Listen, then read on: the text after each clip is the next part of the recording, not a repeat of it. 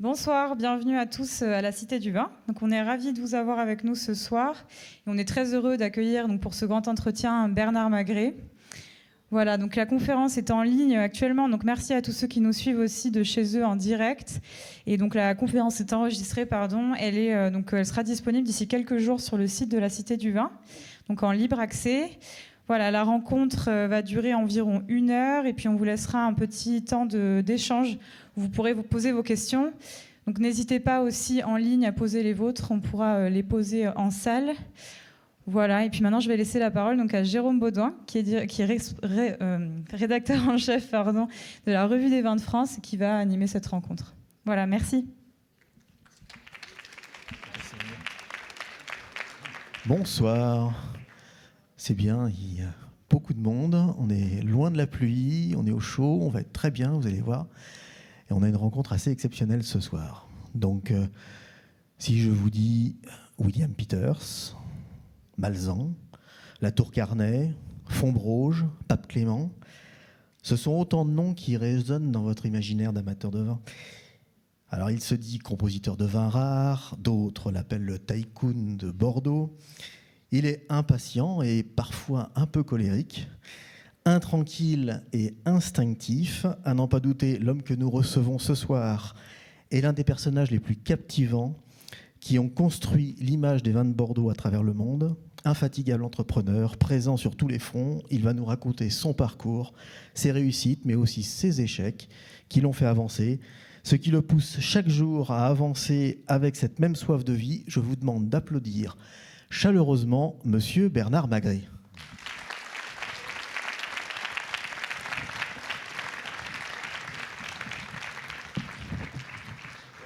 Merci.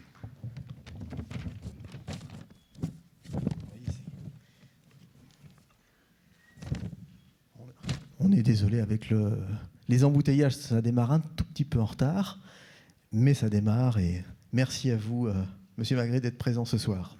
Mais excusez-moi surtout. Non. Pour mon retard. Bon, un jour, vous m'avez raconté que vous faisiez régulièrement un étrange cauchemar où vous faisiez faillite. Cette perspective vous hante-t-elle toujours ?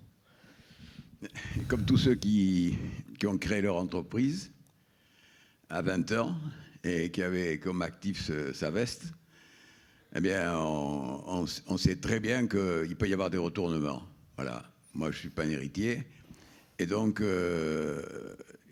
on a toujours peur, enfin, tout au moins en ce qui me concerne, j'ai toujours peur que ça se retourne. Et puis aussi, les entreprises d'aujourd'hui peuvent se retourner plus vite qu'il y a une quarantaine d'années, d'ailleurs. Oui. C'est un peu vrai, oui. Un peu moins maintenant vieillissant, mais à coup sûr, oui. Oui. Et c'est un moteur, vous voyez. À mon avis, c'est un moteur. Et justement, comment... vous avez eu des débuts un peu difficiles, et c'est ce qui a construit un peu votre caractère. Comment avez-vous démarré ? Mais d'abord... dans le bois, je crois. Oui, mais d'abord j'ai quitté l'école traditionnelle à 13 ans, parce que pendant 3-4 ans auparavant, mon père m'a envoyé à l'école avec un papier dans le dos, une épingle double, où il y avait écrit « Je suis un fainéant », et j'allais malheureusement trop souvent pour moi à l'école dans ces conditions-là. Malheureusement, il a fait autre chose aussi. Et donc, on m'a écarté à 13 ans, et à 13 ans, je suis parti donc dans un centre d'apprentissage à Luchon pour passer un CAP de scieur de bois, voilà. C'est ça. Et il y avait à côté de moi un garçon qui avait supporté les mêmes difficultés avec son père et qui était un Breton, c'était François Pinault, voilà. Et on a continué chacun de notre côté. Et comme chaque fois qu'il me voit, il me dit « Tiens, voilà, on est tous les deux des cabossés de Luchon ». Parce que c'était il y a très nombreuses années, juste sensiblement à la fin de la guerre, et on ne mangeait pas toujours dans ce centre d'apprentissage comme on le souhaitait, voilà. Mais enfin, je pense que vous avez raison de dire que pour moi, c'est une revanche permanente sur la vie, voilà. Ben, jusqu'à aujourd'hui, et j'espère qu'il y aura des demain. On vous le souhaite. Comment vous passez au monde du vin ? Parce que vous démarrez jeune, vous quittez le monde du bois en fait assez jeune et vous démarrez dans le monde du vin, notamment parce qu'il y a un oncle quand même dans cette histoire, c'est Jean Cordier. Oui, c'est vrai. C'est vrai, bon, j'ai fait, à partir de 17 ans, j'ai fait comme tout le monde des travaux d'un côté et de l'autre. Et à 19 ans, je suis rentré dans une maison de vin dans l'Éché. Oui. Et comme le patron voyait que j'avais la tête un peu dure, il me dit, ben voilà, vous allez être ce qu'on appelle aujourd'hui un contrôleur de gestion, c'est-à-dire contrôler les frais généraux de l'entreprise. Et j'y étais tellement fort que je me suis opposé avec les 2 directeurs. Et à 20 ans ou 21 ans, le même patron, qui était mon oncle, mais qui n'a pas pris les gants pour autant, m'a dit, ben voilà, les 2 directeurs sont venus me voir en disant, voilà, si Magret reste, nous on s'en va. Alors il me dit, voilà, vous venez d'entrer, eux sont là depuis 20 ans et ils sont nécessaires pour l'entreprise, donc Magret, trouvez-vous quelque chose, voilà. Ah oui, c'est radical. Et c'est comme ça que vous allez monter votre maison de négoce ? Oui, parce que j'ai rencontré un banquier à l'époque qui était, toute ma vie je m'en souviendrai, qui était le directeur du Crédit Commercial de France et qui m'a dit, Magret, voilà, vous subissez une injustice. Voilà, moi j'ai une petite entreprise, j'ai plutôt un client qui a une petite entreprise, ils sont 2.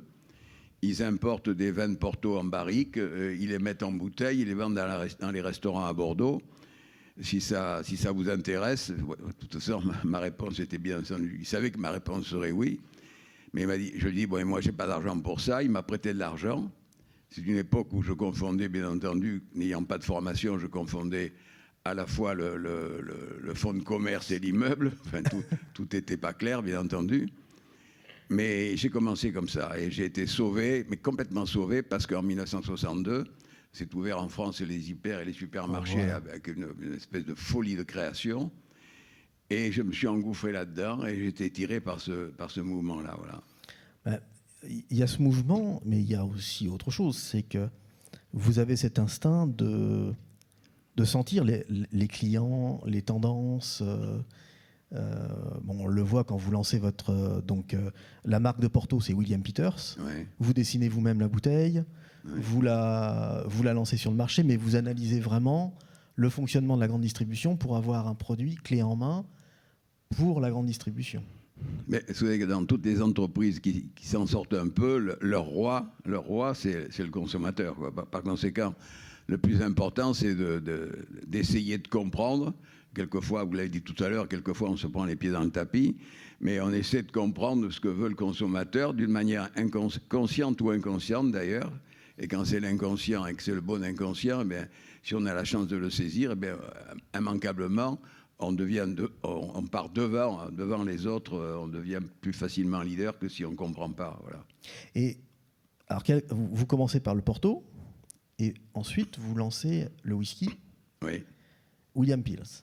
Et alors ça, c'est quand même, parce que c'est un succès retentissant, pour les gens qui connaissent, c'est le whisky le plus vendu, quand vous les aviez encore, hein, je ne sais pas si aujourd'hui c'est encore le cas, mais jusqu'au début des années 2000, c'était le whisky le plus vendu en France. Je ne sais pas si vous imaginez un petit peu le volume que ça représente. Et la France était le premier consommateur, encore le premier consommateur de Scotch whisky dans le monde. Oui. C'est ça. Et donc comment vous avez fait pour lancer cette marque, ce whisky de Bordeaux ? Dans la vie, quand on veut s'en sortir, quand on est obligé de s'en sortir, on est obligé d'aller chercher, quitte à se tromper, faire des essais. Bon, là, par chance, ça a marché à peu près au début.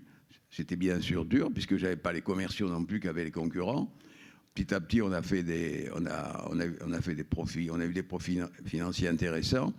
Immédiatement, j'ai embauché des vendeurs, et avec une force commerciale, par conséquent, qui tenait la route, qui n'était pas l'alter ego des très grands, comme Pernod Ricard et autres. C'était un peu en dessous, mais pas trop en dessous. Mais les gars qui étaient avec moi, ils n'étaient absolument aucune formation. Le directeur commercial à l'époque, qui est devenu directeur général d'ailleurs 10 ans ou 12 ans après, avait un brevet comment appelle-t-on ça, de boucher, de boucher, oui. Boucher, oui. L'autre, il vendait des petites informations sur certains journaux. Mais c'est des gars qui avaient faim, voilà. C'est des gars qui avaient des difficultés dans leur vie et qui avaient faim. Et quand on a faim, quand symboliquement on a faim, il est certain que on trouve les solutions plus facilement que. Une des solutions, c'était de trouver la belle réponse au niveau qualitatif du produit, au niveau typicité de la bouteille, et surtout le vrai prix consommateur. Voilà. Ça, c'est ce qui a. Enfin, vous n'avez pas fait d'études marketing, donc. Pas trop, non. Comment vous lancez-vous dans les années 60 avec un whisky comment vous imaginez Mais vous savez, le produit alors? Il y en a d'autres qui s'en sortent. Regardez François Pinault, il s'en est sorti aussi. Hein. Ah ben oui. Bon, parce qu'il est, lui, il est revenu chez son père, il a eu des problèmes avec son père. Bon, il s'est engagé 32 mois en Algérie, et puis il s'est relancé tout seul dans le bois, et il a gagné. Voilà. Non, c'est sûr, c'est aussi une belle réussite. Non, la chance qu'on peut avoir, c'est que la vie vous conduise plutôt vers une revanche. Voilà. Moi, mon cas, c'est une revanche, et c'est encore à mon âge une revanche. Et je crois que je terminerai la vie en essayant de faire encore mieux, parce que j'en ai trop bouffé, quoi. J'en ai trop bouffé, j'ai trop été traité de bon à rien, de tout ce qui pouvait exister.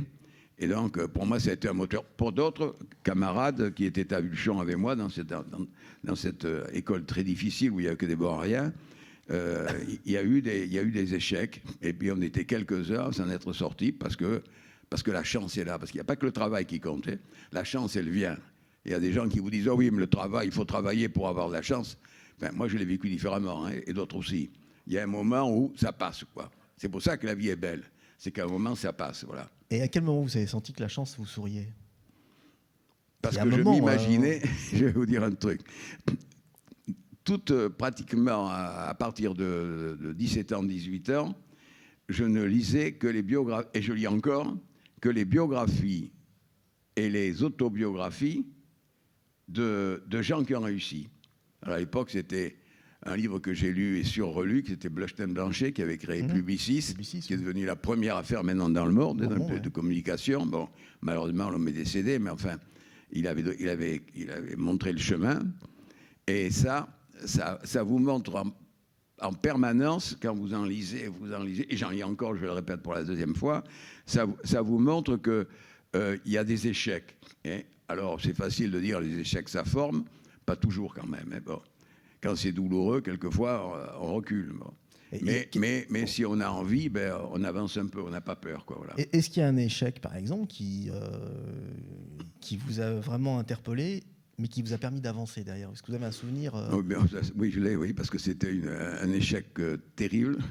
C'est-à-dire qu'il y a un certain moment de ma vie, le marché des jus de fruits en France et dans le monde, pour des questions d'hygiénisme d'ailleurs, éclaté. Oui. Et en France, le marché des jus de fruits, à cette époque-là, évoluait de 20-21%. Et donc moi, j'ai dit, là, il n'y a pas de raison, que ça ne continue pas. Et donc, je vais monter une espèce de petite usine, si vous voulez, très modeste au début. Et je vais créer ma marque que j'ai appelée Waiti, W-A-I-T-I, parce que ça a connoté un peu le fruit, enfin, la mer et tout le reste, enfin, les pays de cocagne, entre guillemets. Et j'ai monté là-dessus, et ça a marché. J'ai sponsorisé pendant 3 ans le maillot des Girondins. Vous voyez, j'ai dépensé beaucoup d'argent pour réussir. Il n'y avait pas le digital à l'époque, malheureusement, parce qu'avec le digital, on avance plus vite maintenant dans l'action commerciale. Et puis, et comme je travaillais déjà, on avait 15 ou 20 produits pratiquement dans un grand nombre d'hypermarchés, de supermarchés en France. Les enseignes nationales m'ont dit, écoutez, Marguerite, on travaille bien avec vous, votre Waiti, c'est bien, mais nous, on va lancer une marque. Toutes les enseignes en même temps ont voulu lancer une marque pour avoir le maximum comment appelle-t-on ça, de profit, quoi, puisque leur marque à eux, ils n'étaient pas en compétition avec personne. Et moi, je suis resté sur le porte-bagages, et là, j'ai perdu vraiment ce qu'il fallait, quoi. Et là, quand vous parliez tout à l'heure de se dire, je vais me casser la figure, là, j'y ai pensé, oui, j'ai pensé dur, et pendant plusieurs nuits, pas une nuit. Ah, j'imagine très très bien. Et ça, c'était à quel moment ces fins des années 90, non? Oui, c'était 60, oui, c'était 80, 85, 90, oui, à peu près. Oui. Ah oui, c'est... Et comment... alors, moi, je sais que vous êtes très exigeant avec vos collaborateurs. Mais avec moi aussi. Hein. Et on dit souvent que d'avoir passé 6 mois chez Bernard Magré, ça vaut de l'or sur un CV. Mais est-ce que la clé de votre réussite, elle est dans cette exigence permanente, justement? Parce que vous nous accordez... vous êtes hyper exigeant avec vous-même. Je sais que vous faites du sport tous les matins, vous êtes très rigoureux avec vous-même. Et est-ce que c'est ça, le fruit de la réussite, le résultat de cette réussite, est-ce que c'est cette exigence que vous avez avec vous et vos collaborateurs? Bon, avec moi, c'est facile. Je l'avais, pour les raisons que j'ai développées tout à l'heure, je l'avais depuis longtemps. Mais les collaborateurs, c'est très difficile à choisir. Vous savez, il n'y a pas écrit un bon vendeur ou il n'y a pas écrit un bon comptable. Et aujourd'hui, comme avant, d'ailleurs, les CV, on les gère un peu à sa manière, si bien qu'on est reçu. Puis par chance, on peut être retenu tout en quelquefois en arrangeant les choses. Non, c'est des gens, c'est vrai, il y a eu un turnover, et je n'ai pas le cacher, il y a encore un turnover, parce qu'une entreprise, ça se gagne avec pas simplement les meilleurs, mais les meilleurs qui ont envie longtemps. Les gens qui gagnent, c'est les pugnasses. C'est les gens. La pugnacité dans mon esprit, c'est ça. C'est vouloir, mais vouloir longtemps. Voilà. Mais pas vouloir avec un petit V, vouloir avec un grand V. Voilà. Un entêtement voilà. démesuré. Mais pour ça, pour arriver à amener des gens à ça, il n'y a pas que le choix que l'on fait. Chez nous, les gens suivent des séminaires sans arrêt, mais depuis une quarantaine d'années déjà. C'est pas depuis hier matin. Hein. Des séminaires, on leur fait confiance, on délègue. Bien sûr que quand une erreur, on accepte. 2 erreurs un peu. 3e, c'est difficile. Pourquoi? Parce que ça pénalise l'entreprise. Et l'entreprise, c'est quoi? C'est des hommes et des femmes. Voilà. Et c'est pas parce qu'un gars n'a pas envie de se battre, et donc ça pénalise l'entreprise, ça pénalise ces 300 ou 500 ou 1 millier de personnes autour de lui. Et s'ils sont plusieurs, être dans le négatif, c'est encore pire. Bon, est-ce qu'un patron a le droit de voir ça et dire, ben voilà, un jour ça va s'arranger? Pour moi, non. D'autres pensent que oui. Pour moi, non. Voilà. D'accord. Mais une fois encore, j'ai ça parce que j'ai eu ces années difficiles. C'est pas tout d'un coup que ça m'est venu. C'est parce que j'ai eu des années difficiles. Voilà. Mais d'ailleurs, quand vous parlez de cette exigence du choix de vos collaborateurs, vous parlez de formation, de séminaires, il y a beaucoup de séminaires, mais on le voit dans vos propriétés, vous êtes aussi à la pointe sur plein de sujets, en viticulture. Enfin, c'est un laboratoire à ciel ouvert, vos vignobles, que ce soit à Pont-et-Canet, à la Tour Carnet ou à Pape-Clément. Vous faites plein d'expérimentations. Mais on fait des expérimentations. On a une entité recherche et développement qui est très, très devant. On ne va pas en parler là parce que c'est très technique. Mais c'est ça qui fait avancer. C'est à la fois mélanger, si vous voulez, adroitement, si on peut, des méthodes anciennes, le travail avec les chevaux pour parler de la vigne, mais c'est aussi à travailler dans la vigne avec des méthodes très avancées, dues à la recherche.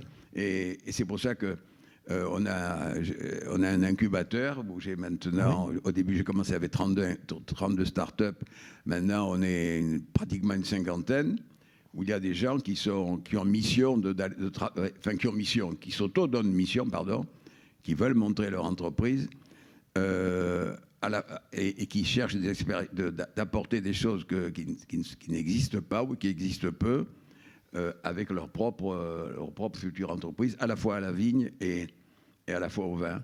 Et moi, innocemment, je pensais que les startups, c'était des gens qui avaient de 20 ans à 25 ans, 30 ans. Et je m'aperçois que c'est complètement faux. On a des gens chez nous qui ont une 40, il y en a même qui ont 50 ans, il y en a même qui ont 60 ans. C'est des gens qui sont dans le confort, vous voyez, qui avaient un salaire, qui étaient dans une entreprise, qui ont quelquefois une femme ou une compagne, peu importe, des enfants. Ils disent, voilà, moi, ma vie, je veux la faire dans ce type. Je veux monter mon affaire à moi, voilà.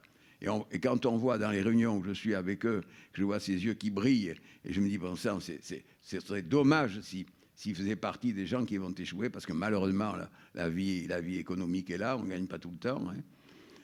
Mais je trouve ça formidable. Et ces gens-là, pour revenir à votre question, mais ces gens-là, on travaille avec eux, on leur confie des projets, voilà, et quelquefois ça va, à 95% ça va, à 5% ça va pas, mais c'est pas pour autant qu'ils s'arrêtent, voilà, parce qu'ils ont envie,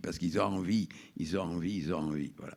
Et est-ce que vous pouvez nous donner des exemples d'expérimentations que vous faites, que ce soit à Pape Clément ou oui, alors, sur la grêle, par exemple? Un des problèmes sur la grêle en particulier, oui, c'est-à-dire qu'on a des radars dans pratiquement tous nos vignobles, tout au moins à Bordeaux, moins à l'étranger et moins dans le sud de la France. On a des radars qui voient à 33, qui tournent en permanence, même en basse saison où rarement la grêle est là, et c'est des radars qui voient à 33 km l'éventuel nuage gris très très foncé qui serait porteur de grêle, vous voyez. D'accord. Il calcule la vitesse du vent. Alors quelquefois le vent change, mais si le vent ne change pas et va directement sur le vignoble en question, il lâche des ballons avec une nacelle de sel traditionnelle, hein, Oui. et bien sûr le nuage éclate. Et c'est des ballons qui font 1,50 m de large, c'est pas des ballons de football. Et donc, soit il pleut, soit il tombe de la neige fondue, si vous voulez, voilà. Ça, c'est immensément utile. Et par ailleurs, alors c'est plus technique, pour la maladie, vous savez, du mildiou, qui est... alors, qu'est-ce que c'est que la maladie du mildiou? Pardon. Qu'est-ce que c'est la maladie du mildiou? Qu'est-ce que c'est que le mildiou, pardon? C'est une tache qui vient sur la feuille de vigne et qui arrête la fonction chlorophyllienne. Tout à fait. Donc, qui appauvrit le pied, et donc le pied a un rendement, le pied de vigne a un rendement. Eh bien, on a des drones depuis 6-7 ans déjà. Oui. Mais les derniers drones ont des caméras d'une telle puissance qu'ils voient sur la feuille la circonférence de la future tache que ne voit pas le vigneron. C'est absolument extraordinaire, voilà. Et du coup, vous pouvez anticiper vos traitements. Donc, le drone cartographie l'endroit où il y a vraiment une attaque de ce maladie qui s'appelle le mildiou. Et après, depuis 2 ans maintenant, on a des tracteurs entièrement électriques, oui, qui peuvent tourner pendant 8 heures. C'est extraordinaire, c'est grâce au progrès, tout ça, bien entendu, c'est élémentaire. Ils quittent seuls, sans personne dessus. Oui, c'est des robots. C'est des robots, c'est un robot complet. C'était fait à Toulouse par une start-up qu'on a aidée d'ailleurs, et qui a magnifiquement réussi, et tant mieux pour eux. Et le tracteur en question, si vous voulez, qui est un petit tracteur enjambeur, va directement sur la parcelle. Vous voyez, s'il faut tourner, il tourne dans la vigne. S'il y a un point vraiment d'arrêt, bon, bien sûr, ça informe la personne qui, dans un bureau, suit le tracteur, vous voyez. Et le tracteur va mettre ce qu'on appelle les intrants, c'est-à-dire tous les produits exactement là où il faut, au lieu d'asperger comme certains font encore, mais pourquoi pas, mais que nous on faisait effectivement il y a 5-6 ans, 7 ans là. Entre autres ça, voilà. On est à une quarantaine comme ça de réalisations. Il y en a qui sont bonnes, il y en a qui sont moins bonnes. Mais on a surtout des gens qui ont envie de trouver, voilà. Mais qui nous coûteront peut-être un jour. Ils nous quitteront parce qu'ils trouveront mieux ailleurs, à l'étranger en particulier. Et pourquoi pas? Pour nous, c'est une fierté de... Moi, les 2 collaborateurs dont je vous parlais tout à l'heure, un était boucher et l'autre était petit vendeur d'œufs. Eh bien, 20 ans après, ils m'ont dit, Magré, voilà, nous, on vous quitte parce qu'on peut monter la même affaire que vous, parce qu'on a le même désir. Mais j'ai dit, d'accord, mais si vous avez besoin d'argent, ça a été le cas, je leur ai prêté de l'argent, et ils ont monté une entreprise, une entreprise de négoce qui a très très bien marché, qu'ils ont revendu à un ancien employé de chez moi aussi d'ailleurs, un ancien directeur, et qui marche très très très bien aussi, parce qu'il a été formé. Alors c'est vrai que C'est vrai que c'est pas facile chez nous. C'est vrai qu'on demande, on est exigeant. C'est vrai que oui. Je ne veux pas dire le contraire de ce que vous avez dit tout à l'heure. C'est vrai, mais bon, chaque patron ou chaque chef d'entreprise agit comme il bon lui semble. Bien sûr. Moi, ça me gêne pas de voir des chefs d'entreprise qui sont beaucoup plus conciliants ou qui n'ont pas envie eux-mêmes et qui, par conséquent, disent mais pourquoi j'ai pas envie, pourquoi je forcerai les autres, et c'est là. Chacun son truc. En début des années 2000, vous avez fait, on va dire, un virage presque à 180 degrés. C'est vrai. En 2004, vous vendez toutes vos affaires. C'est vrai. Le vin Malzan, qui était le leader en France. Qui était le Bordeaux le plus vendu en France. Ah, absolument, oui. On avait démarré de zéro. Ouais. Démarré de zéro. Vous avez vendu donc William Peel, les whisky, le Porto. Un fonds de pension. Voilà. Anglais, oui. Et là, vous vous mettez à acheter des grands crus. Oui. Pourquoi ce virage ? C'est très simple. William Peters, c'est une entreprise qui était très profitable, mais qui n'avait pas les moyens, enfin je considérais qu'il n'avait pas les moyens de devenir international, mais d'une manière significative, quoi. Pas simplement confier ses produits à un distributeur dans tel pays et attendre que le gars avance ou avance pas, quoi.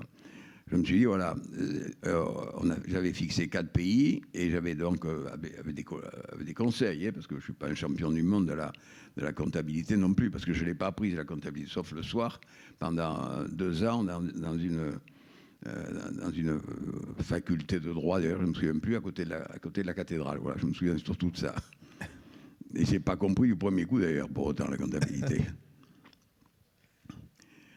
Voilà, et j'ai perdu le fil. Donc pourquoi ce virage à 180 ? Alors, par conséquent, je considérais que en montant ces équipes commerciales qui devaient être lourdes, j'hypothéquais l'avenir financier de William Peters. Alors je me suis dit, mais quel est le métier où on peut avancer, soit avec un service commercial léger, soit avec un service commercial totalement étranger. Bon, à Bordeaux, c'était le cas, vous le savez mieux que moi.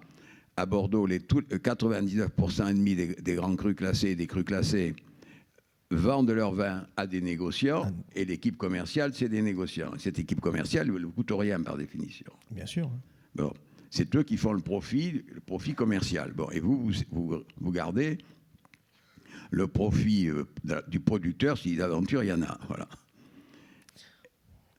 Et donc, vous voyez, mais ça, je comprends la logique, mais pourquoi acheter des crus classés Et justement, parce qu'il n'y a pas de service, il n'y avait pas matière à investir dans le service commercial. C'est un autre métier, quand même. C'est un autre métier, oui, mais bon, mais pourquoi pas ? D'autres réussissent, pourquoi pas moi ? Bon. Alors, je me suis heurté, bien entendu, à des très grandes familles qui étaient là depuis longtemps. Moi, j'arrivais, bon, mon père était maçon, avait 3 compagnons. C'était pas tout à fait le même style de vie, mais c'est comme ça. Et donc, en vendant cette entreprise-là, William Peters, j'avais quand même de la trésorerie. De la trésorerie facile, oui, d'un bon niveau. Mais je suis quand même allé voir les banquiers pour ne pas tout mettre dans la première acquisition. Et les banquiers, parce que j'avais réussi avec William Peters, m'ont fait confiance. Voilà. D'accord. C'est encore un coup de chance. J'aurais pu tomber sur des banquiers frileux. Non, je suis tombé sur des banquiers qui ont dit pourquoi pas ce gars-là. J'avais pas l'âge que j'ai aujourd'hui. Voilà. Alors j'ai commencé par acheter des vignobles. Et après, tous les vignobles, tous les crus classés que j'ai achetés, je les ai tous achetés quasiment. S'il y a un banquier dans la salle, je lui prouverai, c'est facile. Je les ai achetés quasiment à 100% à crédit. C'est-à-dire que j'ai dit, voilà, vous risquez pas grand-chose avec moi, donc prenez le risque avec moi. Voilà. Et donc, vous rachetez quel cru classé dès 2004 J'ai acheté d'abord une partie Pape Clément 3 fois. Après, j'ai acheté surtout le château La Tour Carnet, qui est devenu notre principal cru classé. Après, il y a un banquier qui m'a qui m'a proposé d'acheter Fontbroge et qui me l'a financé. D'accord. Bon, et ça s'est très bien passé. Il n'était pas classé, il est devenu classé. Après, j'ai acheté très récemment, en 2012, j'ai acheté un premier grand cru classé de Sauternes. Non pas parce que c'était rentable, mais parce que je voulais avoir 4 grands crus classés. Et dans le monde, les principaux, enfin les autres propriétaires à Bordeaux, les grandes familles et autres, en ont 3. Donc moi, je voulais en avoir 4 pour dire, ben voilà, on marque la réussite du truc, quoi. Donc vous Sachant achetez que j'ai perdu Clos un argent fou avec le Sauterne. Sauterne et que je continue à en parler. Mais enfin, c'est un grand cul cassé quand même, voilà. Mais il y a un bon proverbe à Bordeaux. Il y a un bon proverbe à Bordeaux. Faire une petite fortune dans le vin, il faut d'abord avoir une grosse. Oui, mais je l'avais vu, mais on ne me l'a pas donné, je l'avais gagné. Ah ben ça, c'est sûr. Et comment vous regardez, parce que vous achetez en 2004, bien avant la spéculation qu'il va y avoir après, parce que quand vous commencez à acheter les propriétés, elles ne sont pas valorisées au même prix qu'aujourd'hui. Bien sûr, oui. Heureusement, autrement, il ne serait jamais arrivé. Donc vous faites là vous avez une chance incroyable quand même. Oui. C'est-à-dire la chance de dire, ben voilà, en 2004, allez, je tire un trait sur tout ce que j'ai fait. Bon, ben c'était un risque énorme, parce que c'est pas en gardant de l'argent qu'on vit, c'est en évoluant, en innovant qu'on vit. C'est pas en ayant les poches pleines de pognon qu'on vit, c'est pas vrai. On peut vivre comme ça, mais c'est pas mon coup. Et donc, c'est un moteur, quoi, point. D'accord. Et aujourd'hui, quel regard vous portez sur Bordeaux ? Parce que Bordeaux souffre d'une image qui est dégradée, on parle de Bordeaux bashing, et vous êtes un observateur attentif de cette situation. Comment vous voyez l'image de Bordeaux à travers le monde ? Moi, quand je suis rentré effectivement en 2004, 2005 et autres, le milieu concurrentiel mondial n'était pas là. Dans les magasins, je ne parle pas en France, parce qu'en France, la France comme l'Italie et l'Espagne, qui sont les 3 grands producteurs de vin dans le monde, les Espagnols, les Italiens et les Français consomment beaucoup plus, à 94 ou 95%, consomment les vins de leur pays. La France, les ventes de vins étrangers en France, c'est 4%. Hein. C'est ça. Moi, je les ai connus à 2-3, c'est passé à 4. Pourquoi ? Parce que le consommateur cherche des innovations, donc c'est normal qu'il se porte sur ces vins-là. Et donc, là, je reprends la chose. On trouve quoi à l'étranger ? On trouve des entreprises, enfin celles qui ont réussi dans le vin, hein, on trouve des entreprises qui ont gagné beaucoup d'argent en vendant du vin ordinaire. Bon, ce qui n'est pas tout à fait le cas en France, parce que les enseignes, pas vous allez nous le dire, saignent à fort les marges. Bon, c'est leur stratégie, pourquoi pas, hein, parce que je ferai la même chose. Et donc, par contre, à l'étranger, les marges sur les vins ordinaires, mettons aujourd'hui les 22-3 € conso, si vous voulez, bon, les profits sont intéressants et conséquents. Donc, c'est des entreprises qui, pendant 20 ans, 25 ans, 30 ans, ont fait de l'argent, ont fait des profits, et ils ont vu que le demain, c'était on boit moins, on boit mieux, donc on monte en qualité. Bien sûr. Et puis en super qualité, et puis encore en qualité exceptionnelle. Et donc, ils se sont dit, bon, à Bordeaux, c'est comme ça, mais pourquoi pas nous faire pareil, voilà. Il n'y a plus de complexe face à la... Et pour mieux comprendre tout ça, je ne sais pas que j'anticipe peut-être un peu, mais pour mieux comprendre tout ça, j'ai fait effectivement l'acquisition dans 8 pays de vignobles étrangers. Et j'allais voir, donc j'ai la possibilité, ça me laisse la possibilité de parler avec les ténors du métier, là-bas, que ce soit en Argentine, au Chili, au Brésil récemment, en Italie, en Espagne, et pour comprendre, pour tenter de saisir quelle était leur stratégie, si vous voulez, à court terme ou à moyen terme, dans la mesure où ils voulaient me la donner de manière fondamentalement juste. Voilà. Et ça confirme ça confirmait ce que je viens de tenter de vous dire, à savoir que ces gens-là sont devenus forts. Et ce qu'on appelle le facing, c'est-à-dire dans tous les pays, moi j'ai connu Bordeaux qui avait cette part de marché-là dans les magasins, et puis les milieux concurrentiels est arrivé, et puis ça a réduit. Et par définition, quand dans un magasin on vous voit moins, par définition, on est moins tenté de vous choisir, quoi. Tout à fait. Et puis c'est ça qui a marché, il n'y a pas que ça. il y a peut-être un manque de volonté de gagner, mais ça c'est un autre sujet, mais on n'est pas obligé de l'avoir non plus. Mais Bordeaux avait une très belle image. Et alors la chance aujourd'hui, c'est qu'au niveau tout au moins des crus classés, ça revient. Vous voyez, une nouvelle confiance dans Bordeaux. Pourquoi? C'est tout simple, parce que le consommateur avait lâché un peu Bordeaux, et depuis 1 an et demi à peu près, les consommateurs vont vers des vins de qualité à Bordeaux. Malheureusement pas dans d'autres vins. C'est un drame d'ailleurs, mais enfin, et on ne voit pas trop les solutions, parce que je pense que vous allez me poser la question, mais on ne voit pas trop les solutions. Ben oui, qu'est-ce que vous imaginez pour les autres vins de Bordeaux, c'est-à-dire les Bordeaux supérieurs qui ont du mal à émerger. Quand on voit le prix du tonneau qui est le même que dans les années 80, alors que les charges ne sont pas les mêmes, les coûts ne sont pas les mêmes, mais ça devient difficile. Comment on peut valoriser des vins de Bordeaux Non, comment on peut les vendre d'abord? Et comment on peut les vendre d'abord avant de les valoriser? C'est la marque. Voilà. Nos confrères, nos concurrents dans le monde entier, ils ont des marques. Voilà. Et il n'y a pas plus anxiogène que de choisir une bouteille de vin, n'importe quelle origine d'ailleurs, dans un magasin. Il n'y a pas plus anxiogène. Pourquoi? Aujourd'hui, plus que jamais. Pourquoi? Parce que le vin est devenu comment appelle-t-on ça? Un produit de statut. Bon, les 35 heures ont fait que les gens se sont reçus de manière un peu plus nombreuse qu'il y a quelques années. Avant, quand vous étiez invité, vous portiez des fleurs. Moi, j'ai connu une époque où, quand j'étais invité, je portais des fleurs. Aujourd'hui, les gens portent une bouteille de vin, une bouteille de whisky, une bouteille de prosecco, une bouteille, tout ça. Mais quand vous portez une bouteille, que vous êtes invité et que vous portez une bouteille, votre cœur commence à battre parce que vous dites au moins que je passe pas pour une pigne, que les gens considèrent que le vin que je porte est bon et que par définition, je veux les honorer, si vous voulez, je veux les remercier, mais je veux les honorer de m'avoir invité. Bon, c'est pas un yaourt. Un yaourt, vous le prenez, vous le mangez tout seul. Il est bon et mauvais. Le vin, autour de la table, c'est un partage.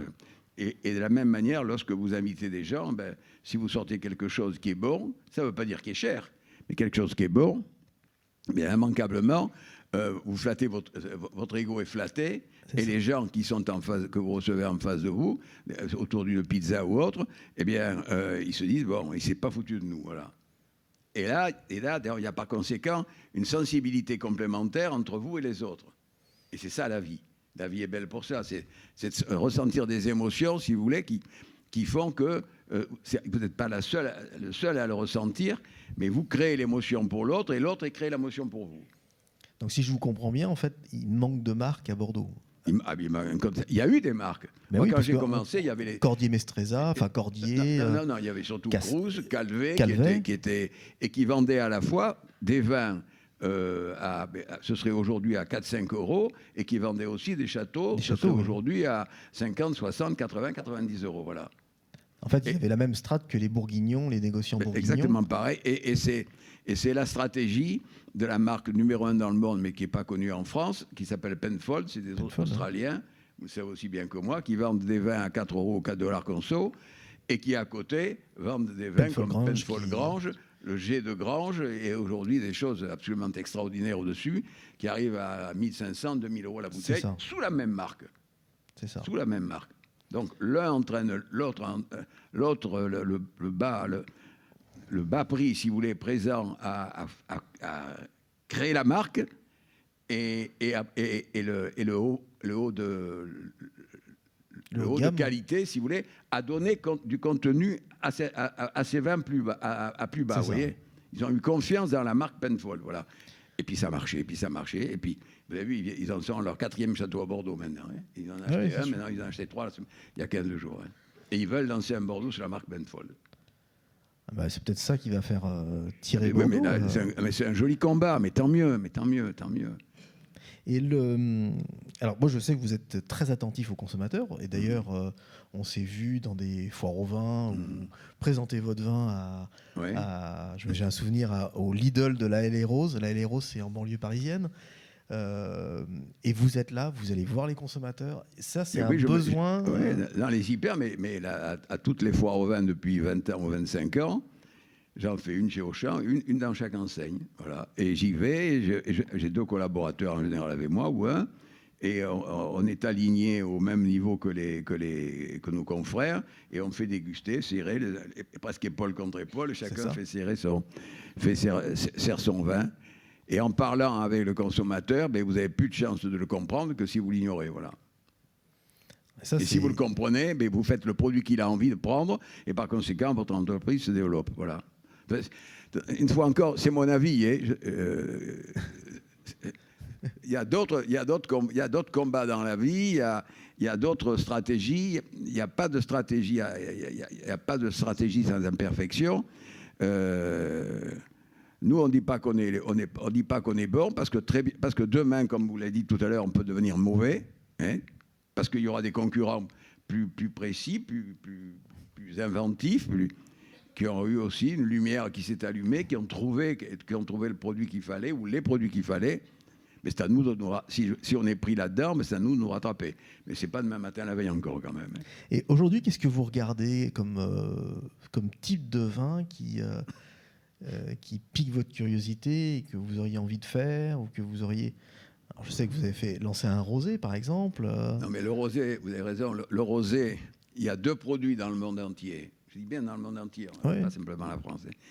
Il y a 2 produits qui vont être maîtres, si l'on peut dire. C'est les rosés pâles, mais qui viennent aussi bien du Brésil que de l'Espagne, que de l'Italie. Et les rosés pâles dans le monde, il y en a beaucoup, et les Français, et il y en a beaucoup, il y a un combat terrible. Il faut qu'il soit pâle. Pourquoi ? Tout simplement parce qu'un rosé pâle, ça connote la légèreté, même s'il fait 13 degrés comme un rosé foncé, avec une bouteille qui sort de l'ordinaire, une étiquette qui transporte, qui fait rêver. Eh bien, la personne, elle va porter sa main sur le col de la bouteille, le mettre dans le panier, et c'est ça qui va faire que l'entreprise va avancer aux dépens de l'autre qui est non vendu. Et le deuxième volet, parce que on a une très belle entreprise maintenant, on a mis du temps, j'ai perdu beaucoup d'argent en Chine. Vous savez, j'ai eu un vignoble il y a 20 ans, j'ai eu des problèmes. On va en parler, tout ça, c'est le passé. Bon. Mais je répète, j'ai perdu beaucoup d'argent en Chine, j'ai oublié de vous le dire tout à l'heure. Mais justement, je voulais aborder la question, mais après. Maintenant, on est une équipe formidable, voilà, et on voit le rosé, mais dans les autres pays, le rosé est monté comme ça. En Chine, le rosé monte comme ça. Voilà. D'accord. Pourquoi ? Parce qu'il y a un attrait des produits occidentaux, ou je ne sais quoi. Et le deuxième volet, c'est des vins pétillants, type Prosecco, vous voyez, qui arrivent aux consommateurs en France à 6-7 euros, qui sont agréables, qui connotent la dolce vita italienne, vous voyez. Oui. Et donc, c'est agréable à boire. C'est 3-4 grammes de sucre par litre, donc ça coule facilement. Il n'y a pas d'agressivité. Les étiquettes sont belles. Et moi, quand j'ai vu, c'est là où c'est grâce à l'évolution du Prosecco dans le monde que j'ai acheté à une entreprise en Italie où on a un Prosecco qui en tire autre chose, bien entendu, voilà. Et pourquoi on a acheté au Brésil ? Parce que ce produit-là, le Prosecco, c'est une image de la dolce vita italienne. Les Italiens sont gentils, les femmes sont bien habillées. Vous voyez, il y a un tout en Italie. Il y a un goût, quoi. On ne peut pas dire le contraire. Bon. Mais il y a surtout cet esprit de vouloir rire, passer des bons moments, qui n'existe pas dans tous les pays, bien entendu. Et nous on a acheté, il y a peu de temps, il y a 1 an et demi, une entreprise au Brésil, qui fait des vins rosés d'ailleurs également, et qui produit le concurrent du Prosecco. Parce que quel est le pays, quelle est l'image du pays qui connote la fête ici et là, je ne pense pas que ce soit le Vietnam, c'est plutôt le Brésil. Je crois qu'il n'y en a qu'un, c'est le Brésil, voilà. Tout au moins, sauf erreur de ma part, voilà. Et donc, on a l'alter ego du Prosecco, mais depuis même pas 6 mois, hein. On a l'alter ego du Prosecco qu'on propose au marché brésilien, dans le monde entier. Voilà. Ça marchera pas. c'est notre sujet. Si ça ne marche pas, ça ne marchera pas. Mais, et si ça marche et qu'on n'est pas dessus, ce serait dramatique, ce serait un péché de gestion de ma part, quoi. Ce ne serait pas le seul, mais enfin, ça serait un. Parce que là, vous parlez de vos investissements au Brésil, mais ça ne date pas d'hier. Vous avez un côté aventureux. Vous étiez, je sais que vous aviez eu un projet en Algérie avec Gérard Depardieu. Oui, vous avez eu Sidi Ibrahim. Vous êtes un des premiers arrivés en Chine. À Qingdao. Eh oui, exactement. Et comment on appréhende ces pays? On va prendre l'exemple de la Chine parce que ça a été quand même un combat assez... Oui, bon, c'était un combat, c'est-à-dire que c'était une époque, c'était au moment de Deng Xiaoping, c'est-à-dire qu'une époque où une société étrangère, ça n'a pas duré longtemps d'ailleurs, malheureusement, une société étrangère dans l'agriculture, oui. essentiellement dans l'agriculture, pouvait avoir 95% de sa société. D'accord. Donc moi je me suis dit, bon, c'était pas la Chine d'aujourd'hui, c'était la Chine d'il y a 20 ans. Alors, je me suis dit, bon, mais pourquoi pas, pourquoi pas tenter ça? Et donc j'ai créé une société et l'État m'a mis 5%, un gars qui fabriquait des alcools blancs de très belle qualité d'ailleurs. Voilà. Et puis c'était du Riesling italien, mais qui était très bon d'ailleurs. C'était les Russes qui avaient choisi du Riesling italien, qui avaient très bien choisi, ça, qui avait bien au sol. Je faisais que du vin blanc et j'en vendais en Chine dans 3 endroits, mais surtout j'exportais, voilà. D'accord. Et puis à un moment, bon, il y a eu un problème politique qui a changé, mais pourquoi pas? Ils sont les maîtres chez eux, et ils ont prouvé que, qu'on le veuille ou non, que c'est la deuxième économie dans le monde et peut-être un jour encore mieux. Bon, et j'ai eu ce problème-là. Mais bon, et donc je me suis arrêté. Et actuellement, on se réinstalle dans le Ningxian. Le Ningxian, c'est complètement à l'ouest de la Chine. Oui. À l'ouest de la Chine, oui. Oui. Voilà. Et c'est là où le président Xi a déclaré il y a 15 jours, c'est une très bonne région, il a raison. C'est un très bon terroir, il a raison. Eh bien, nous, on veut qu'en 2050 à peu près, je crois, ou 2040 ou 2050, peu importe, on produise autant de Bordeaux et que les vins chinois aient un contenu d'image, c'est-à-dire une désirabilité aussi importante que Bordeaux. Voilà. Et il a dit, je mettrai l'argent qu'il faudra, l'État mettra l'argent qu'il faudra pour gagner. On va voir, mais rien n'est interdit. Rien n'est interdit. Je ne le verrai pas, à mon âge, je ne le verrai pas, mais rien n'est interdit. Oh, vous êtes encore jeune, 2050. C'est ça, on le dira, oui. Et comment est-ce que vous pouvez revenir justement, parce que vous dites, oui, il y a eu un petit problème, vous me l'aviez raconté quand même, c'était... Oui, mais je n'ai pas besoin de le raconter une deuxième fois. Non, parce que je veux rester l'ami des Chinois, figurez-vous. Parce que c'est des gens que je respecte d'abord et que j'admire. Et donc aujourd'hui, vous lancez un rosé en Chine. Oui, un rosé et surtout un rouge dans la région de Ningxian, c'est plutôt du rouge. Mais il y a du rosé aussi. Oui. Et là, vous avez vous produisez combien de bouteilles dans cette région? D'abord, on est en train d'installer déjà, mais on fait du rouge, c'est essentiellement du rouge. Mais on fait pas de rosé. Ah, vous faites pas de rosé là? On fait pas nous-mêmes du rosé. On l'achète à des tiers, voilà. D'accord, ok. Et on peut pas tout faire, c'est pas possible. Bon. Et qu'est-ce qui là vous êtes implanté maintenant au Brésil. Et qu'est-ce que vous regardez comme région viticole? Vous êtes à Châteauneuf-du-Pape. Vous êtes dans le Languedoc. En Provence, en Roussillon, en Languedoc, oui.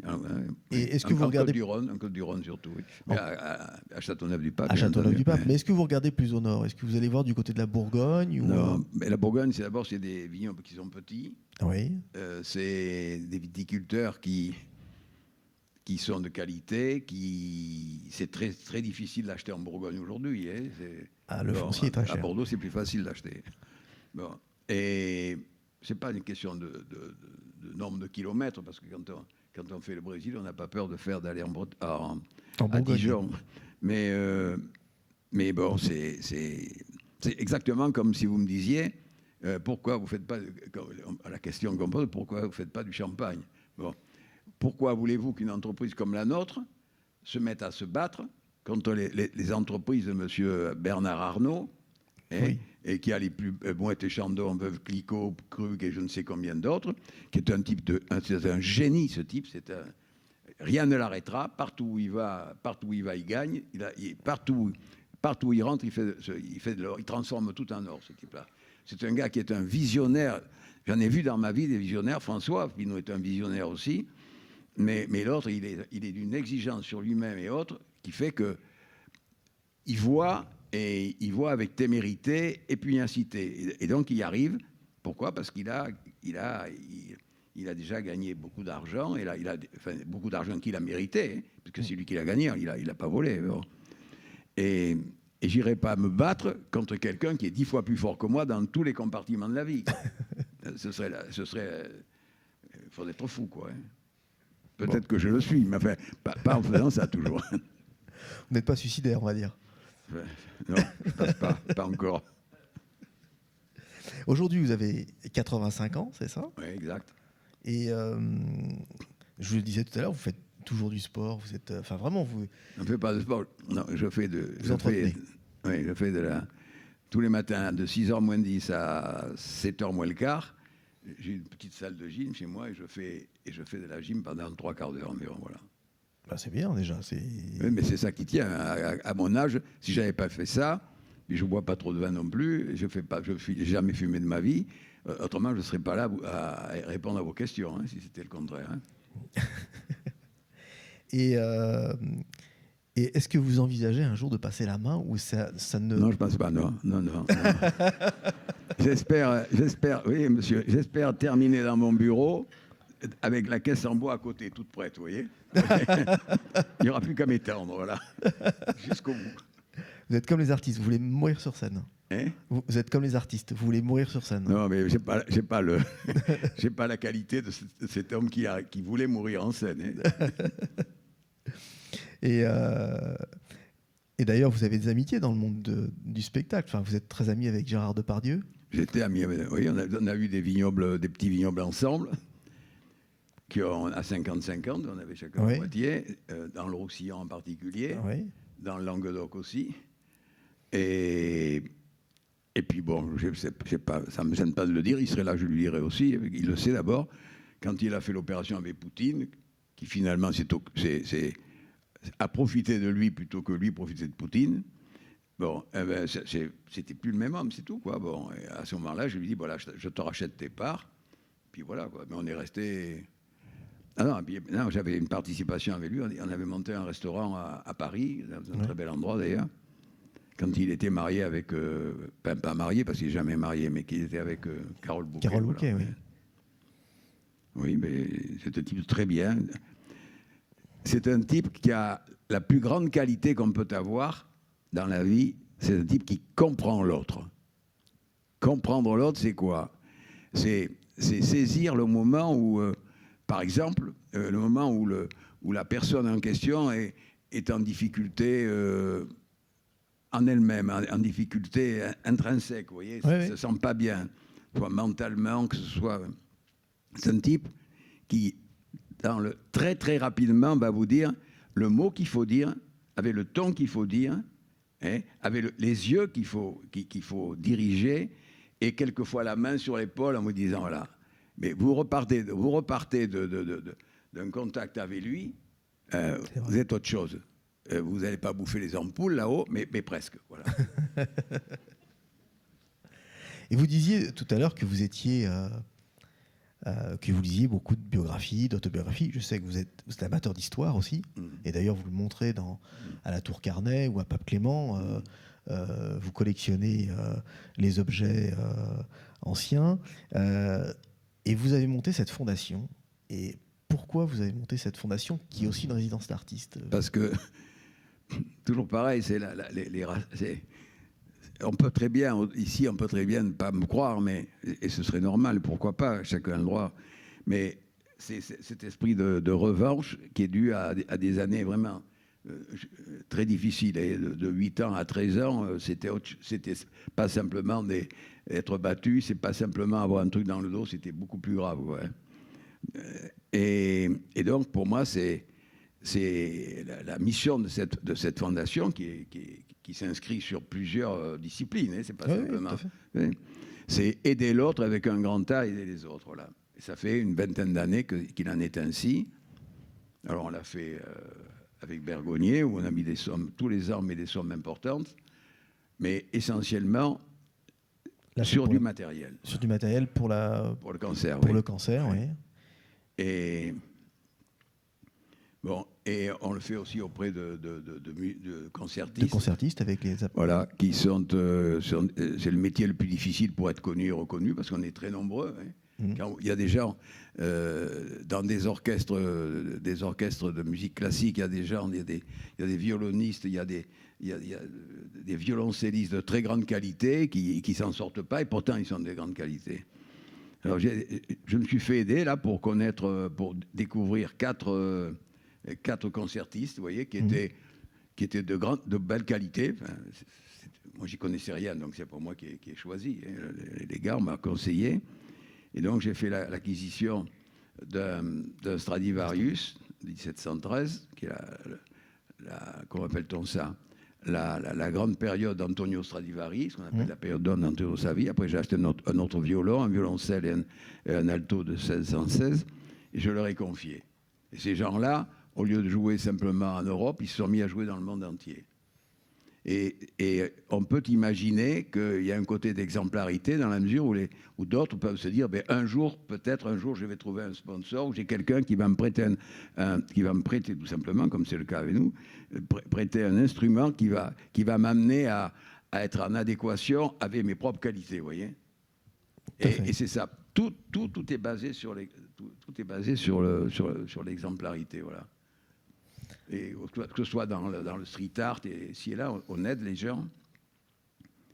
Et j'ai comment appelle-t-on ça, en Thaïlande, pendant une dizaine d'années, ça vient de s'arrêter cette année, mais je suis basculé sur le Népal parce que j'ai eu c'est le gouvernement de Thaïlande qui m'a pas mis dehors, mais pas tout à fait, mais ils ont voulu faire autre chose, ils ont raison. Pourquoi? C'est les patrons, hein, c'est leur pays. Et en Thaïlande, j'avais, jusqu'à maintenant, pendant une dizaine d'années, j'ai eu une cinquantaine quelquefois 50, quelquefois 45, enfants orphelins, oui. Enfants abandonnés, enfants enlevés de la rue, enfants enlevés à leurs parents, qui sont des gens qui vraiment souffraient, quoi. Et mon rôle, c'était d'abord de les soigner. J'ai payé des écoles là-bas, on était très bien organisés. Et ma singularité, enfin, je ne sais pas si j'avais pris une bonne initiative ou pas, mais tous les ans, je leur envoyais, jusqu'à cette année-là, puisqu'on est arrêté cette année, on est allé au Népal maintenant, des crayons de couleur, vous voyez, je leur demandais de dessiner un lever de soleil, parce que je considère que symboliquement, le lever de soleil, c'est une nouvelle journée où peut-être certains vont trouver une famille d'accueil, peut-être ou peut-être pas. Mais je voulais dire, voilà, le symbole, c'était une nouvelle journée, c'est peut-être la journée qui va gagner pour vous. Voilà.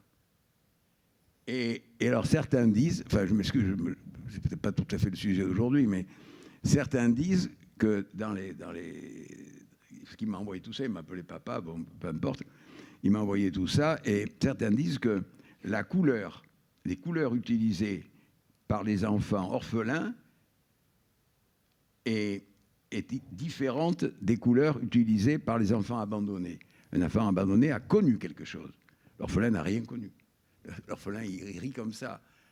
L'abandonné, il est plutôt oui, pas couché, c'est pas vrai, mais il est moins clair. Il est moins clair en lui-même, quoi. Il est moins heureux, quoi. Bah écoutez, Monsieur Magré, merci infiniment. J'espère que vous avez eu je pense que dans la salle, vous avez découvert un Bernard Magré différent de ce qu'on peut imaginer. Je vous remercie infiniment. On va passer aux questions dans la salle. Donc, si vous avez des questions, il va y avoir un ballon qui va passer et il y a même des questions. Oui, bien sûr. Et donc, pas de ballon ? Donc, vous allez parler très fort. Est-ce qu'on peut rallumer la salle parce qu'on ne voit absolument rien ? J'ai l'impression qu'il y a beaucoup de questions. J'ai vu... Ah, il y a une dame tout en haut. On vous entend.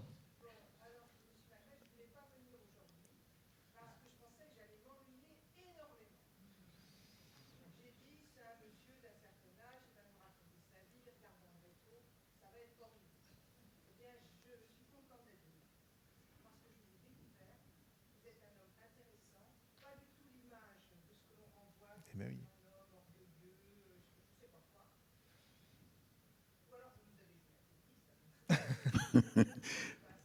Je me suis peint en rose aujourd'hui.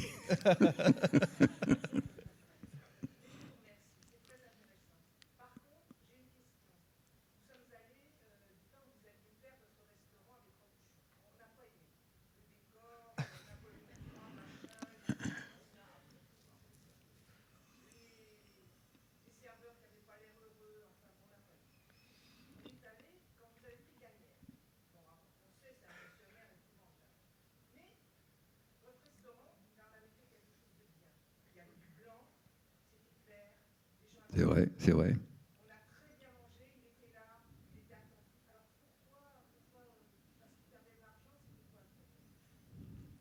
Non, il est certain que ce n'était pas mon métier. Quand on se lance dans une occupation et que ce n'est pas son métier, par définition, on ne le connaît pas.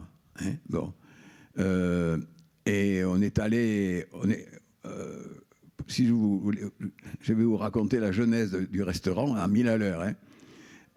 Quand j'ai connu Don Robuchon, que je connaissais avant, non, puisque vous avez parlé de Robuchon tout à l'heure, il m'a dit, voilà Magré, on va faire quelque chose que personne n'a jamais fait dans le monde, c'est d'avoir 3 étoiles d'un seul coup.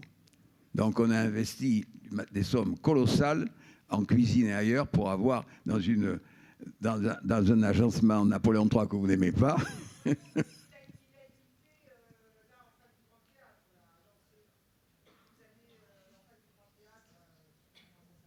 Le Grand Hôtel.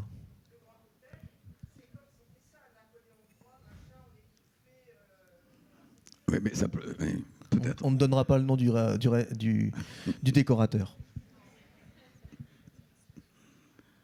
Bon, puis voilà, et puis on a raté le coup parce qu'on a eu 2 étoiles et on a eu après 2 étoiles avec Gagnère, et puis voilà, puis il y a un moment où, sachez madame qu'il n'y a pas eu de 3 étoiles à Bordeaux depuis 1934.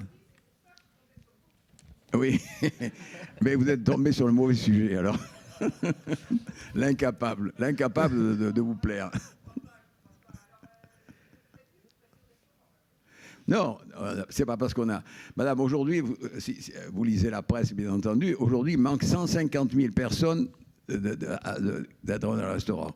Relancer quelque chose, quand on est amené à prendre des gens de moins bonne qualité ou de qualité moyenne, ou des gens qui n'ont pas envie, c'est un pari que je ne veux pas recourir. Je vais attendre un mois ou 2 mois ou 4 mois de plus, voilà.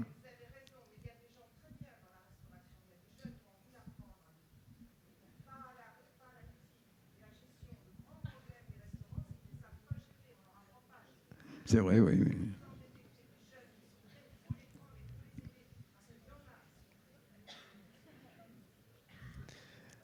Merci madame. On va passer à une autre question. Il y a plein de jeunes dans la salle, c'est vachement bien.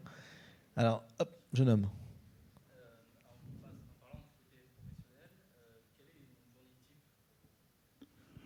Alors la journée type, c'est facile, c'est quand je suis à Bordeaux, parce que je suis obligé de voyager pour un peu moins maintenant, mais enfin,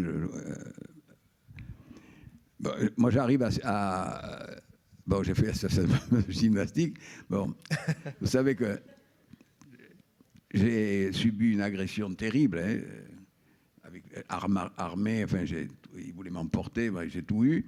Donc j'ai un type qui me conduit et qui est armé, voilà. Et donc il me prend à 7h30 chez moi. Il m'amène au bureau, il faut une demi-heure pour aller au Pape Clément. Et de 8h jusqu'à 1h10 ou 1h, on m'amène une gamelle. En général, c'est une salade, vous voyez, avec un yaourt. Ça me suffit largement d'ailleurs, parce que vous verrez qu'en mon âge, qu'on mange moins qu'au vôtre. Hein. et voilà. Et puis je bois une tisane ou un truc comme ça. Et puis un quart d'heure après, j'ai un premier rendez-vous. Mais sachez une chose, monsieur, c'est que j'ai l'âge que j'ai. Mais la passion efface la fatigue. Vous ne pouvez pas vous imaginer, vous le verrez quand vous serez plus âgé et que vous sentirez la fatigue de manière plus sourde, mais la passion efface la fatigue. quand on est passionné, ben, on voit pas, on sent pas, on pense pas à penser à soi. Ouais. On pense à gagner, à avancer. Voilà. Je dirais à vivre debout. Voilà. Ou à jamais renoncer. Ah, ça me dit quelque chose. Une autre question. Alors, il y avait quelqu'un qui avait levé le doigt. Un jeune homme avec la chemise blanche. Oui. Bonjour.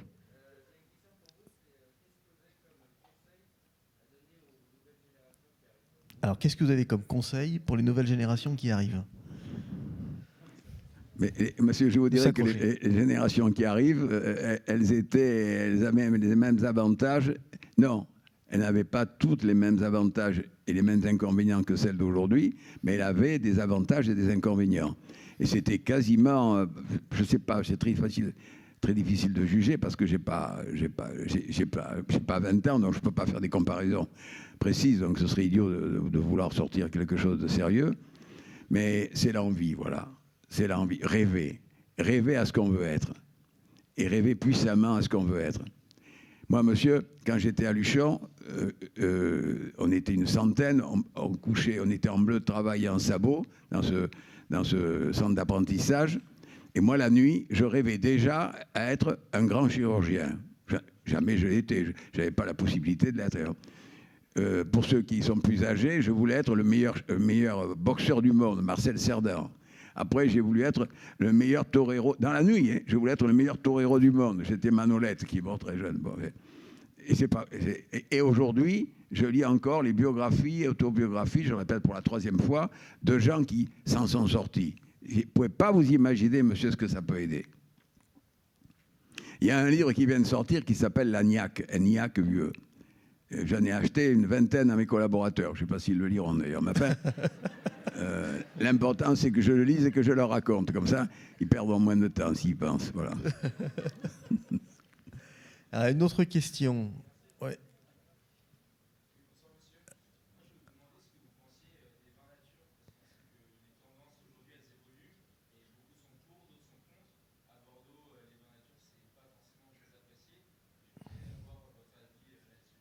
Alors, que pensez-vous des vins nature ? Je répète les questions parce que, comme on est en enregistrement, je tiens à le préciser, et donc dans le public, les gens qui sont sur Zoom n'entendent pas vos questions. Donc c'est pour ça que je les répète au micro. Donc, que pensez-vous des vins nature ? Mais monsieur, les vins nature, c'est aussi respectable que manger vegan ou autre. Hein. C'est dans le même sens. C'est vouloir avoir des aliments, si vous voulez, qui sont totalement démunis de soi-disant produits qui pourraient abîmer votre santé. C'est le végan, c'est le pseudo-bio, je crois moins au bio, mais enfin ça c'est un autre sujet. Mais les vins nature, il y a ça, il y a une clientèle pour ça, il y a une clientèle qui veut se protéger, une clientèle qui veut moins se protéger. Mais la vie est belle pour ça, c'est qu'il y a la place pour tout le monde, quoi, voilà. Et les vins nature, moi je respecte les vins nature et je respecte ceux qui sont véganes, ceux qui sont ci, ceux qui sont là, bien. Et particulièrement les véganes, ils ne boivent pas de vin. Donc, mais quand même, je considère que chacun a raison de mener sa vie comme il veut. Une autre question. Oui, je donne. Allez-y. Oui, vous. Moi, ma question, c'était par rapport au packaging. Vous êtes l'un des premiers à avoir mis votre effigie en fait, à l'arrière des étiquettes que vous faites. C'est pour vous démarquer en fait, au départ ou juste pour qu'on puisse reconnaître vos bouteilles ? Alors, vous avez été l'un des premiers à mettre votre portrait sur les étiquettes. Est-ce que c'était pour vous démarquer ou pour... Sur les contre-étiquettes. Hein. Oui, sur les contre-étiquettes, oui. Ou pour qu'on puisse vous reconnaître, voilà. Non, madame, c'est pas ça. Je l'ai commencé avec Malzan en 1993, vous voyez. C'est pas hier matin. Et dans 99% et demi des étiquettes, il y a écrit propriétaire, société X, voilà. Bon. Moi, je mets mon nom, je mets ma photo et je dis, voilà, c'est moi le responsable. Voilà, je me rapproche de l'autre. C'est moi le responsable. S'il y a un problème, eh écrivez-moi. Alors, à l'époque, c'était plus difficile de prendre la plume et un papier. Aujourd'hui, c'est immensément facile. Il y a mon email d'ailleurs dessus. Tout le monde peut prendre un contact avec nous pour montrer qu'il y a un responsable. ma réponse, si vous voulez, sur le plan marketing, c'est de l'individu à l'individu. C'est pas de la société, c'est pas d'un producteur inconnu ou un groupe inconnu vers un individu qui a le droit de connaître celui qui fait le produit. Voilà. Mais c'est pas pour être président de la République, parce que ce serait un peu tard aujourd'hui. Hein. Allez, on va prendre une autre question. Oui. Alors, de quel millésime êtes-vous le plus fier? À Bordeaux, enfin, c'est 2005, 2015, enfin, c'est 2000, 2005, 2015, 2020 aussi, voilà. Et pas un particulier. Et il n'y en a pas un qui... Non, c'est 2016 peut-être. 16 je suis pas un bon gosse. Je suis pas un vrai marchand de vin, alors, un producteur de vin, mais c'est 2016, voilà. Mais moi, c'est ce qui me plaît, voilà. Mais je comprends très bien que d'autres, ça plaise moins à d'autres. Pourquoi pas? Alors, une dernière question. Tout en haut, oui.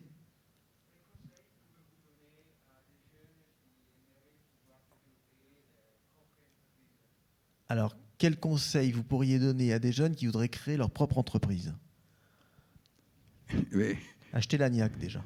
Non. Acheter l'agnac, c'est pas long à lire, monsieur, mais c'est bien. Moi, j'essaierai, enfin, je m'obligerai à avoir un projet, vous voyez,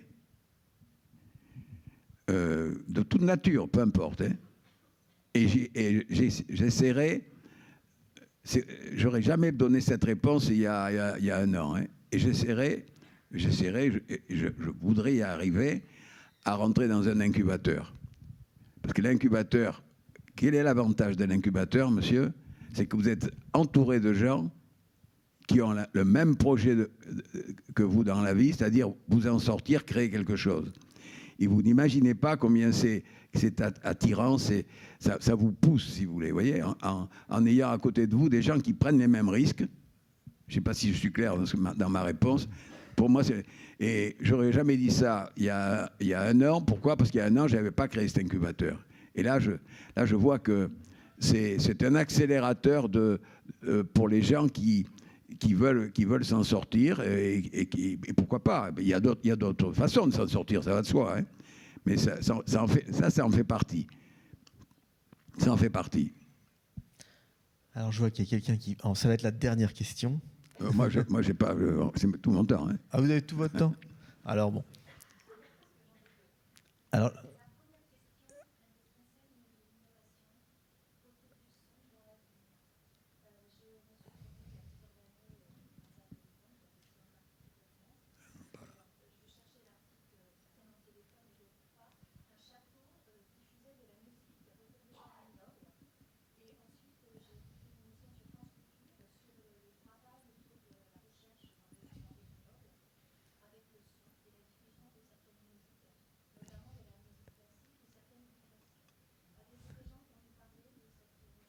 Alors, avez-vous déjà entendu parler d'innovation sur la musique diffusée dans les vignes en termes de recherche pour la vigne?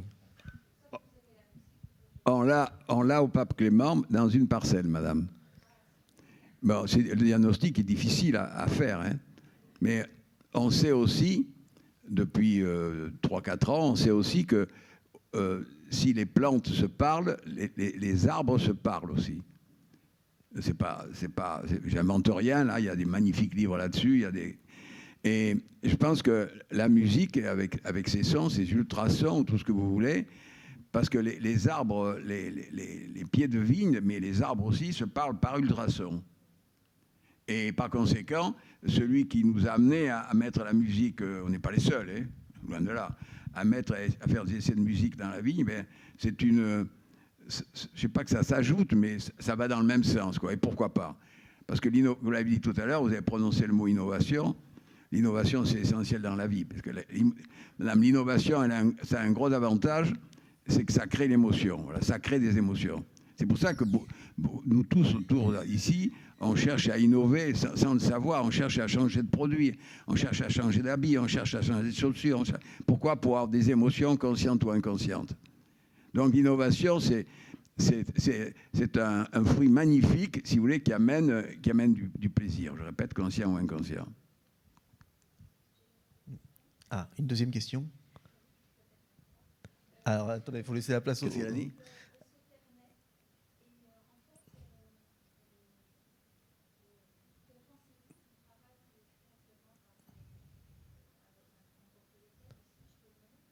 Oui, oui, allez-y.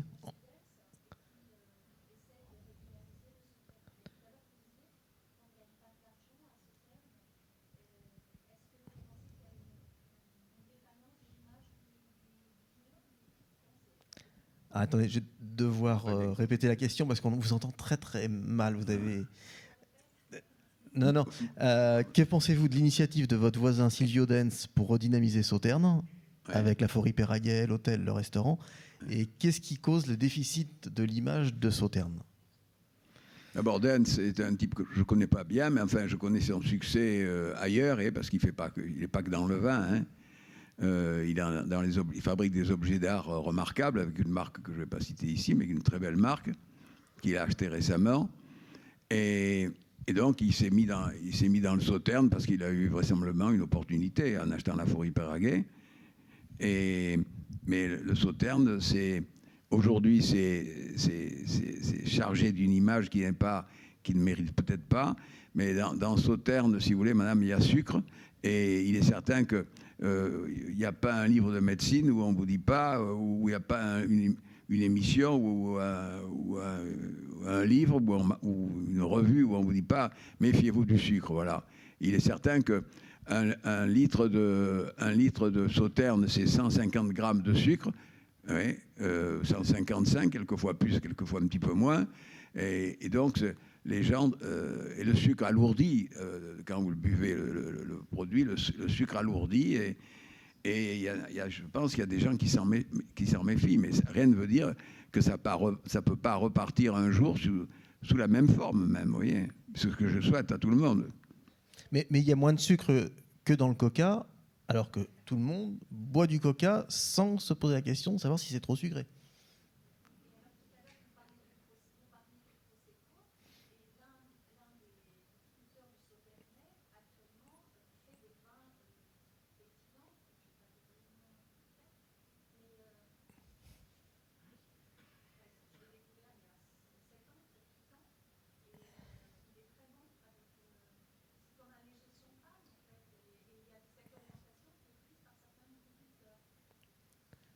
Et donc, quelle est votre question?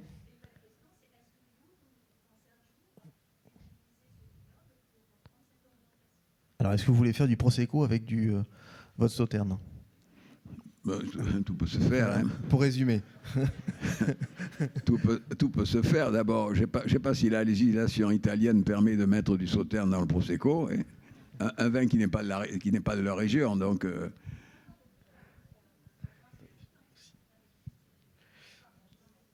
Ouais. J'avais une question à gauche et une question à droite. Alors, mademoiselle, allez-y. Bonsoir, madame. Vous avez une vie très riche, vous lisez beaucoup d'autobiographie. Quand est-ce que vous sortez la vôtre? Ah, quand est-ce que vous sortez votre autobiographie? Madame, j'ai dicté plutôt un livre qui s'appelait Jamais renoncer. C'est il y a 3-4 ans, j'ai arrêté, j'avais tellement honte de ce que je disais, que je disais ça va intéresser personne. Comme disait madame là-haut, j'ai mauvaise réputation, je ne vais pas aller en chercher une de plus. Voilà.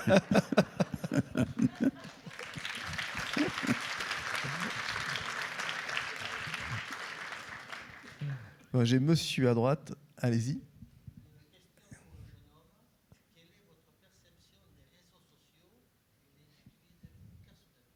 Ah, est-ce que vous utilisez les réseaux sociaux personnellement? Non, pas personnellement, mais je lis. Je lis Instagram, je lis ci, je lis là, bien entendu, parce que nous, on est dans l'entreprise pour faire mieux connaître nos produits. Instagram, Facebook, TikTok et autres. C'est impensable de ne pas y passer, quoi. Je vais vous dire un truc. L'Oréal, qui est une société mondiale, Montildi, c'est les gens de L'Oréal, ils ont un budget publicitaire mondial, c'est pas simplement L'Oréal, les produits Garnier et autres, de 9 milliards. il y a quelques années, il n'y a pas 9 milliards d'ailleurs, il va peut-être 6 ou 7 ou 8, mais il faisait 60% en ce qu'on appelle en communication traditionnelle, que ce soit télévision ici et là, que ce soit print, que tout ce que vous voulez. Et aujourd'hui, ils font 70% en communication digitale et 30% en communication traditionnelle. Ouais. Comme tout, les réseaux sociaux ont des points forts et ils ont des points très entraînants sur le plan économique. Nous, on ne pourrait pas se passer n'en parlons pas de la Chine. En Chine, si vous ne faites pas, vous n'en sortez pas. Hein. Mais dans des pays comme les nôtres, les réseaux sociaux, ça a une puissance, si vous voulez, de pénétration dans la tête des gens, si bien que les produits, s'ils sont bien développés, s'ils sont bien compris, mais ils deviennent beaucoup plus désirables, voilà. Et s'ils sont désirables, mais la main de la consommatrice ou du consommateur le prend en rayon, le met dans le truc, voilà. Et ça fait avancer l'entreprise. Bon, je vous remercie infiniment pour toutes ces questions. Alors, la soirée n'est pas tout à fait terminée. Puisque en remontant, il y a une dégustation dans la salle qui se trouve au-dessus de l'auditorium. Pour ma part, je vous retrouve le 11 janvier prochain avec un couple d'entrepreneurs que vous connaissez certainement, qui se sont installés à Bordeaux il y a une trentaine d'années, qui sont Daniel et Florence Catière, qui ont créé Smith Olafite. Et ils viendront vous raconter eux aussi leur réussite et quelques échecs. Mais ils ont un parcours très intéressant et vous le verrez donc le 11 janvier dans l'auditorium pour un nouveau grand entretien. En attendant, je vous souhaite de joyeuses fêtes. Je remercie la technique en coulisses qui fait toujours un excellent travail. La Cité du Vin, Philippe à la direction, merci pour l'accueil. Et puis en attendant, bonne dégustation avec les vins de Bernard Magré. Merci à vous, bonne soirée. Merci beaucoup.